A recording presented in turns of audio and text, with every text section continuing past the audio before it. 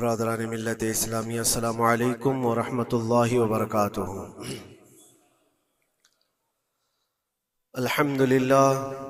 अल्हम्दुलिल्लाहिल हन्नानिल mannan अल्लज़ी खलक़ल इंसाना व अल्लमहुल बयान वस्सलातु वस्सलामु अला रसूलिही सय्यिदिल इंसी वल जान व अला आलिही व अस्हाबिही ज़विल खैरि वल इहसान, अम्मा बअद। फ़अऊज़ु बिल्लाहि मिनश शैतानिर रजीम, बिस्मिल्लाहिर रहमानिर रहीम। वजाहिदू फिल्लाहि हक़्क़ जिहादिही हुवा इज्तबाकुम वमा जअल अलैकुम फिद्दीनि मिन हरज इला आखिरि हाज़िहिल आया। सदक़ल्लाहु मौलानाल अज़ीम। बारगाह रिसालत मुआब सल्लल्लाहु अलैहि वसल्लम में दुरूद पाक का हदिया पेश करें। अल्लाहुम्मा सल्लि अला सय्यिदिना व मौलाना मुहम्मदिन मअदनिल जूदि वल करम व आलिहि व अस्हाबिहिल किराम व इब्निहिल करीम व बारिक व सल्लिम सलातन दाइमतन सरमदन अबदा। गुफ्तगू के आगाज से पहले मैं एक ज़रूरी बात आपके सामने पेश कर दूं। मस्जिदें अल्लाह की इबादत के लिए होती, यहाँ पर ताज़ीम के लिए खड़े होना जिस वक्त मैं आ रहा हूँ ये मैं बिल्कुल मुनासिब नहीं समझता। अपनी अपनी जगहों पर बैठे रहें, खड़े होना, बल्कि अल्लाह के नबी सल्लल्लाहु अलैहि वसल्लम ने इरशाद फरमाया, जो बंदा ये तमन्ना रखता है कि लोग उसके लिए खड़े हों, अल्लाह उसको दुनिया में और आखिरत में जलील फरमाएगा। हमें यह हरगिज़ तमन्ना नहीं होनी चाहिए कि हमारे लिए लोग खड़े हों, और अल्लाह की इबादत के लिए आए हैं और हमारा सर यहाँ पर सिर्फ अल्लाह की बारगाह में झुकना है। और यहाँ पर अल्लाहु अकबर जब कहा जाता है, अल्लाह सबसे बड़ा है, फिर किसी की तरफ तवज्जो ना हो। बाहर ताज़ीम व तकरीम, इज्जत व वक़ार सब अपनी जगह पर, यह अल्लाह का घर है और खालिस अल्लाह की इबादत। बहरहाल दुरूद पाक पढ़ लें। अल्लाहुम्मा सल्लि अला सय्यिदिना मुहम्मदिन मअदनिल जूदि वल करम व आलिहि व अस्हाबिहिल किराम व इब्निहिल करीम व बारिक व सल्लिम सलातन दाइमतन सरमदन अबदा। अल्लाह तबारक व तआला ने कुरान पाक में इरशाद फरमाया कि अल्लाह की तरफ बढ़ने के लिए तुम रास्ता तलाश करो और मेहनत करो। और अल्लाह ने इंसान को दोनों ताकतें दी हैं, खैर की भी और शर की भी, अच्छाई की और बुराई की, दोनों की ताकतें उसके अंदर हैं। खैर वाला जो मादा है उसको अच्छाइयों की तरफ ले जाता है और शर वाला मादा उसको बुराइयों की तरफ ले जाता है। जब ये दोनों चीजें इंसान के अंदर मौजूद हैं तो इंसान कभी नेकियों में गालिब आ जाता है और कभी बुराइयों में गालिब आ जाता है।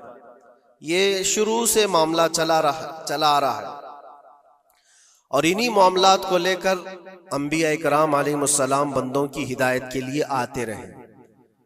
अल्लाह तबारक व तआला ने बंदों को यूं ही नहीं छोड़ दिया, बल्कि अपने पैगंबरों को भेजा और खैर और शर के दरमियान तमीज सिखाने के लिए अंबिया आते थे, यही बताने के लिए कि तुम जिस रास्ते पर चल रहे हो, अगर ये गलत है तो गलत और सही है तो सही। और आखिरी नबी हमारे आका मोहम्मद सल्लल्लाहु तआला अलैहि वसल्लम के बाद फिर ये काम उम्मत के उलमा औलिया अंजाम देते रहे। आज जो जरूरी बात मैं अर्ज करना चाहता हूं वो ये है कि इस्लाम का जो निजाम है खैर को फैलाने के लिए है और शर को दबाने के लिए है। इस्लाम पूरी ताकत इस पर लगाता है कि खैर का नशर हो, उसकी तबलीग हो और बुराइयों से लोग बचें। और आपको पता है अल्लाह ताला ने हमारा लक़ब कुरान में क्या बयान फरमाया, कुंतुम खैर उम्मतिन, तुम खैर उम्मत हो, यानी बेहतरीन उम्मत हो।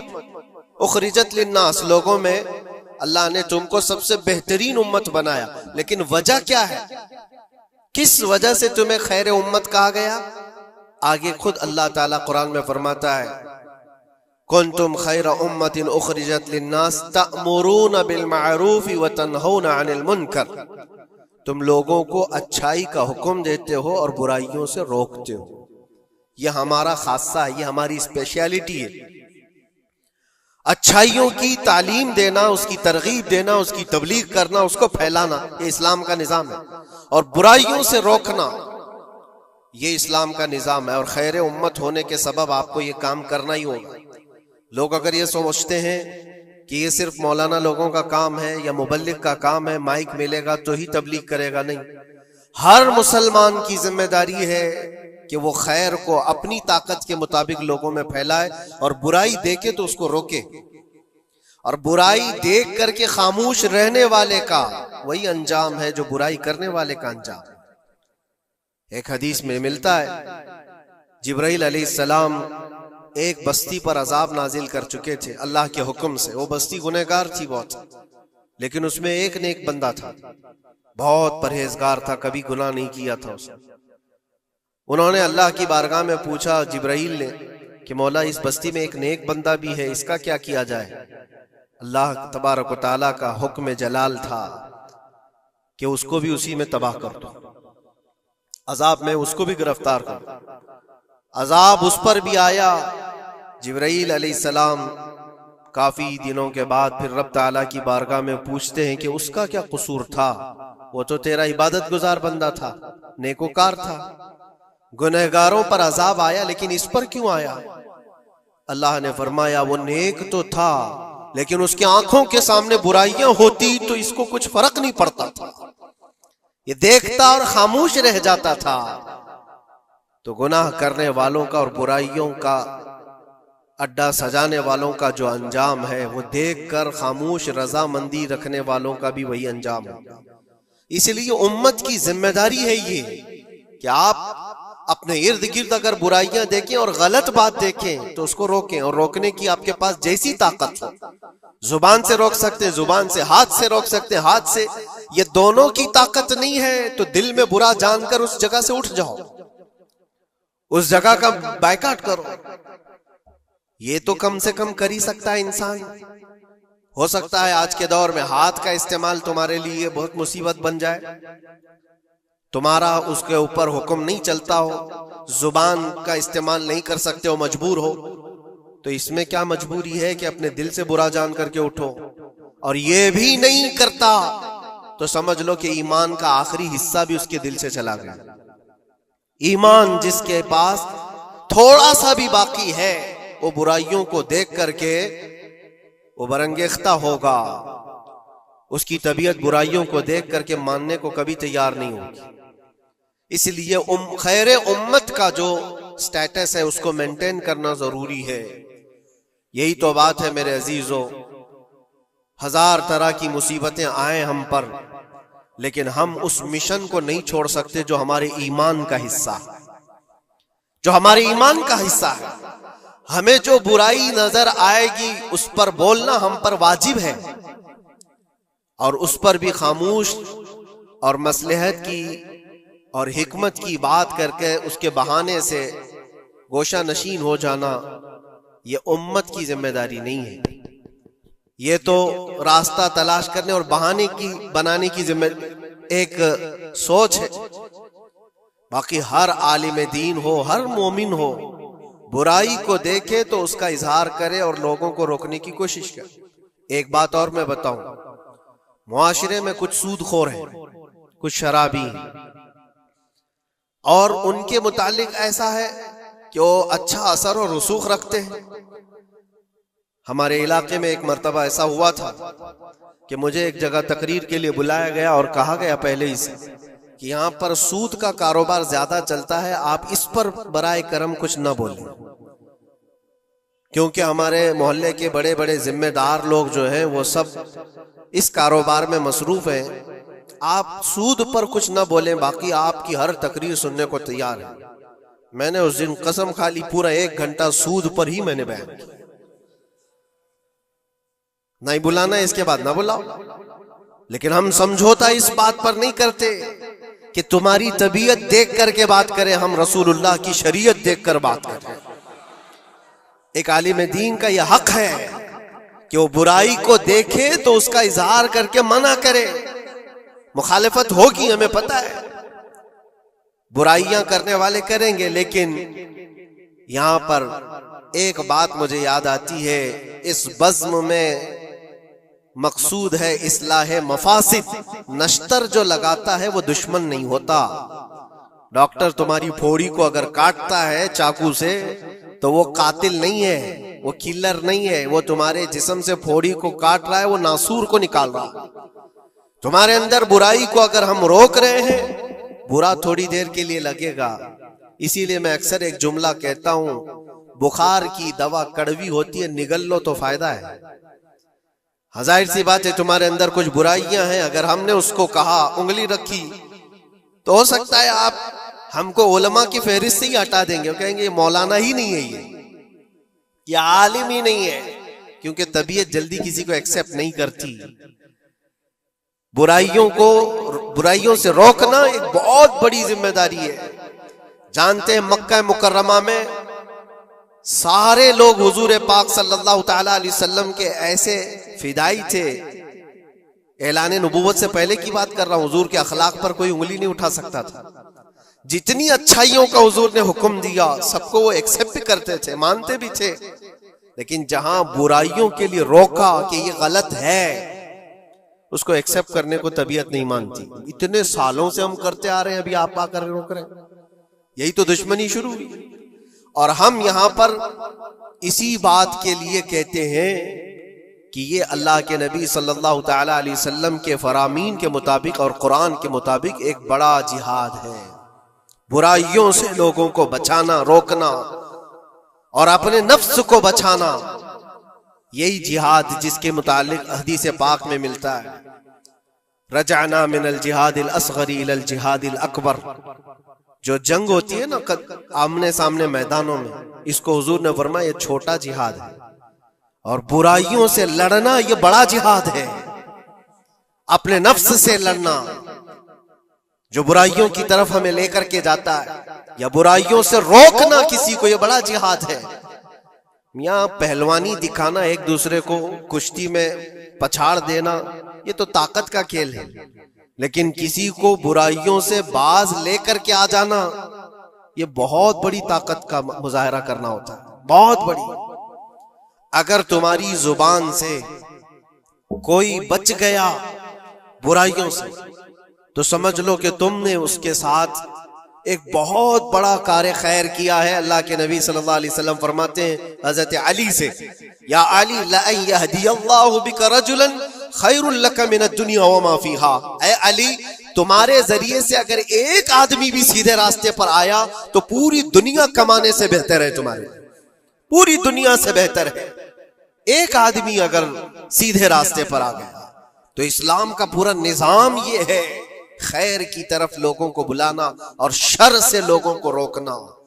और ये जिम्मेदारी अगर कौम भूलती चली जाएगी तो ये कयामत की निशानियों में से ये भी है। हुजूर पाक सल्लल्लाहु तआला अलैहि वसल्लम ने इरशाद फरमाया, लोग अच्छाइयों का हुक्म देना छोड़ चुके होंगे, बुराइयों से रोकना बंद कर चुके होंगे, हत्ता कि इनके आंखों के सामने रास्तों पर जिना ऐसे होगा जैसे गधे जोड़ा खाते हैं, जानवर जिना करते हैं, इस तरह से इंसान इनके आंखों के सामने किया करेंगे और ये कुछ नहीं कहेंगे।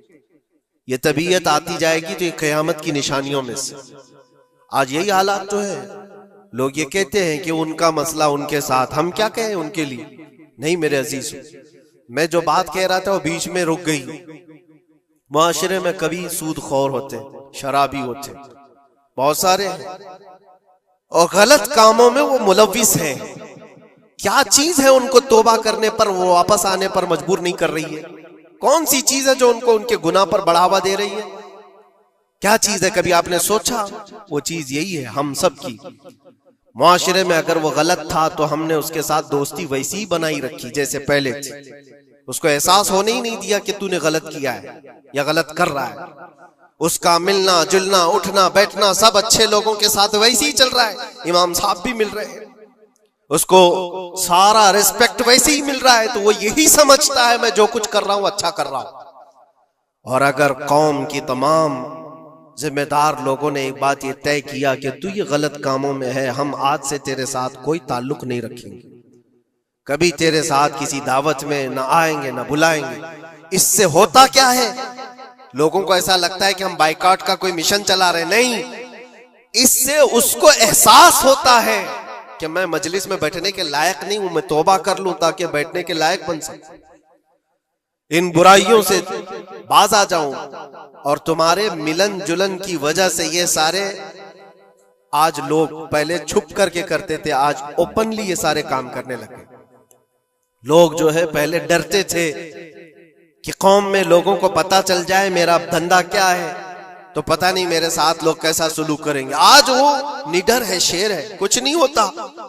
आज लोग जिसके पास पैसा ज्यादा है उसकी इज्जत करते हैं, उसके साथ सांठ गांठ वैसी ही होती है, सब अच्छे लोग भी उसके यहाँ आते हैं जाते हैं, सब होता है।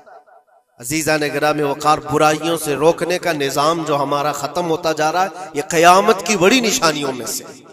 आज आपकी और हमारी जिम्मेदारी इतनी तो है कि उन महफिलों से अपने आप को दूर कर लो जहां ये सारे काम हो रहे हैं। गलत जो भी है उसको तुम्हारा दिमाग खुद ही पहचानता है गलत क्या है। अल्लाह ताला ने इतनी हिदायत हर बंदे को अता की, हर बंदे को। अल्लाह ने कुरान में फरमाया, अलम नजअल लहू ऐनैन व लिसानन व शफतैन व हदैनाहुन नजदैन, हमने दो चीजें ऐसी नहीं दी हैं तुम्हें जो खैर और शर को पहचानती हैं। हर इंसान, आपको किसी ने बताया नहीं कि आग गर्म होती है, बचपन से बताया नहीं जाता है। इंसान अपनी खुद तजुर्बात से या देख देख करके समझता है, वो आग में हाथ डालता नहीं है। क्या उसकी कोई ट्रेनिंग दी गई है बचपन से कि आग में हाथ डालना नहीं चाहिए? तुम्हारी तबीयत ने खुद ही फैसला किया है कि ये जलाती है चीज, ये गर्म है, ये नुकसानदेह है। तो ये हिदायत अल्लाह ने हर बंदे को अता की है। क्या आपने अपने बच्चों को या आपको किसी ने बचपन से सिखाया है कि जो गंदगी है, जो गलाजत है, पखाना हो, गोबर हो, ये नहीं खाया जाता? ये चीजें सिखाई नहीं जाती। इंसान की तबीयत में है कि उसको एक्सेप्ट नहीं करती तबीयत, दिमाग खुद ही कहता है ये गंदी है, ये बुरी है। तो इतनी हिदायत तो अल्लाह की तरफ से है खैर और शर को पहचानने की। और कुछ ऐसी बारीकियां हैं जिसको उलमा बयान करते हैं, ये बुरा है और ये अच्छा है। अजीजा ने गिरामी वकार, आज उम्मत की ये बहुत बड़ी जिम्मेदारी है जिसको फरामोश किया जा रहा है। इस जिम्मेदारी को ऐसा नहीं है कि सिर्फ उलमा निभाएंगे, अवामुन नास को भी इस जिम्मेदारी पर आना चाहिए। आवाज हर बुराई के खिलाफ उठाओ, और यहां तक कि इस पर अगर तुम्हारी मौत भी आती है तो वो शहादत की मौत है, वो शहादत की मौत है। बुराइयों से रोकते हुए अगर कोई कत्ल हो गया या अगर कोई दुनिया से इंतकाल कर गया तो उसकी मौत को शहादत की मौत करार दिया गया है। यहां तक कि एक हदीस में यह भी मिलता है कि कोई बंदा हुजूर पाक सल्लल्लाहु तआला अलैहि वसल्लम के बताए हुए तालीमात को लोगों तक पहुंचाने का सफर कर रहा था, लोगों को अच्छाइयों का हुक्म देने का सफर कर रहा था, बुराइयों से रोकने का सफर कर रहा था।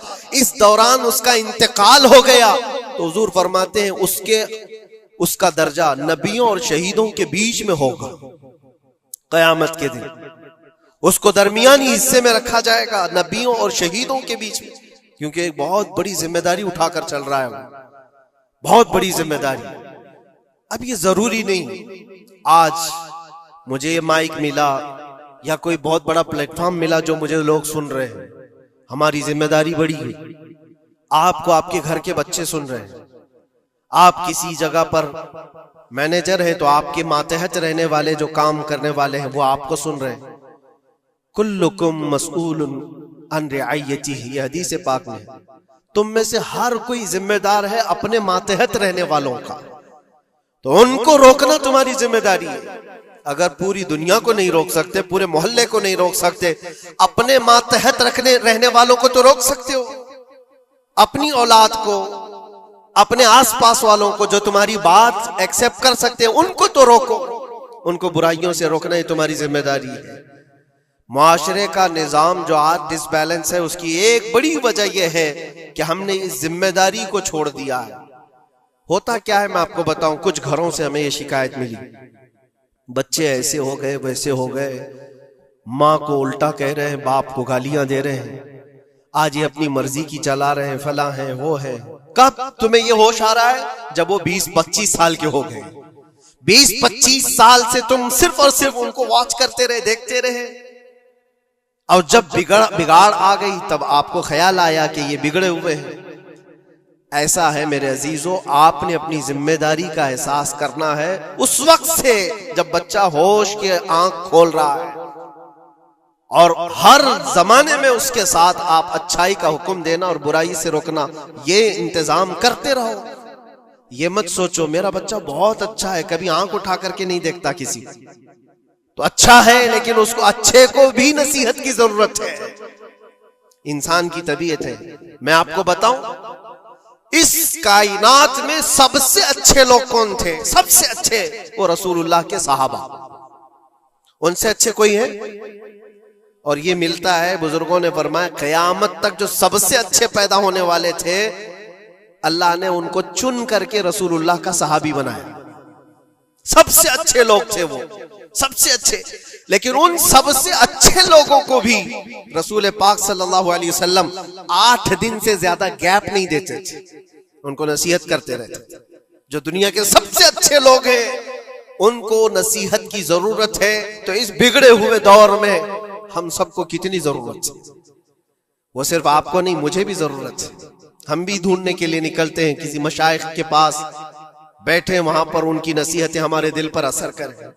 अज़ीज़ान गिरामी वक़ार, इस जिम्मेदारी से आप कभी अपने आप को सुबुकदोश मत करना। 8 दिन के लिए भी नहीं, अपने मातहत जो है कोई ना कोई चीजें उनको अच्छाइयों का हुक्म देते रहे। इसका असर ये होगा कि अल्लाह की बारगाह में कल आपकी पकड़ नहीं होगी, आपने अपनी जिम्मेदारी पूरी की। वरना क़यामत के दिन ये तुम्हारे नीचे रहने वाले खुद तुम्हारे खिलाफ मुकदमा करेंगे। यहाँ तक कि एक रिवायत में ये भी मिलता है कि एक बंदा अल्लाह की बारगाह में ये मुकदमा कर दिया था कि मेरा पड़ोसी जो आज जन्नत जा रहा है, ऐ अल्लाह उसको तू जन्नत भेज रहा है, मेरे पड़ोस में रहता था, उसकी नमाजें पूरी हैं। फरिश्तों के जरिए से कहा जाता है हाँ उसकी नमाजें पूरी हैं, हिसाब में मुकम्मल है। तो ये मुकदमा इस बात पर करता है कि अल्लाह उसको रोक दे, इतनी दिन वो नमाज पढ़ता था, एक दिन मुझे बुलाता नहीं था, खुद अपनी नमाजें तो पूरी कर लिया लेकिन मुझे एक दिन नहीं बुलाया, मैं आज जहन्नम में जा रहा हूं। तो उसे रोक करके पूछा जाएगा क्या तेरी ये जिम्मेदारी नहीं थी कि तेरा पड़ोसी था, तेरी इज्जत करता था, तेरे मातहत था, तो एक दिन भी तूने खैर की तरफ उसको नहीं बुलाया? ये जिम्मेदारी आप सोचो, हम सब की ये जिम्मेदारी है अपने मातहत रहने वालों के लिए। अल्लाह तबारक व तआला हमारे इस निजाम को जो सहाबा इकराम रिदवानुल्लाहि तआला अलैहिम अजमईन ने कायम फरमाया था हुजूर पाक की तालीमात से, वापस फिर से वो जिंदा हो जाए। अजीज़ान